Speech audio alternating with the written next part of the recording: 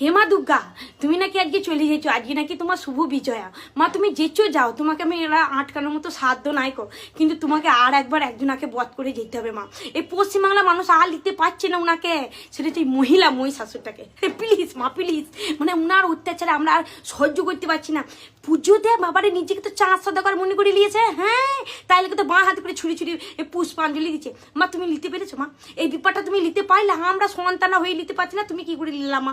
সেইটাই তো বুঝে পেয়েছি না, মানে কি বলবো, অত্যাচারের সীমানা মানে ছাড়িয়ে গিয়েছে। মা তুমি প্লিজ, তুমি শুধু বদদা করে দিয়ে চল যাও এই মহিলা মহিষাসুরটাকে। বাবারে উনাদের নিতাকে তো আবার কি বলছে জানেন, বলছে বাঁ হাতে করে ফুল দিয়েছে তা কি হয়ে আছে, ডান হাতে করে ফিটে কাটতে কাটতে হাতটা বিতা হয়ে গেছে ওই লিখেন।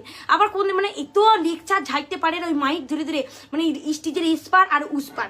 এবার তো আবার বলবে যে এই যে মা দুর্গা বিসর্জন হয়ে গেল, আমার মিলা কষ্ট হচ্ছিল, কারণ মায়ের যে ত্রিনয়নটা ওটা তুমি নিজের হাতে এঁকেছিলাম, এই কথা বলবে। বলবে উনি সব পারে মা, উনি সব পারে, উনি সর্বেশের বা মানে তোমার উপরে চলে গিয়েছে মা, তা তোমার উপরে কে যাবে? আমরা লিখতে পারছি না গো সন্তান হয়ে, তো তোমাকে কিছু করতে হবে না, তুমি শুধু এই মহিলা মহিষাসুরটাকে বধ করে দিয়ে যাও মা, প্লিজ মা প্লিজ।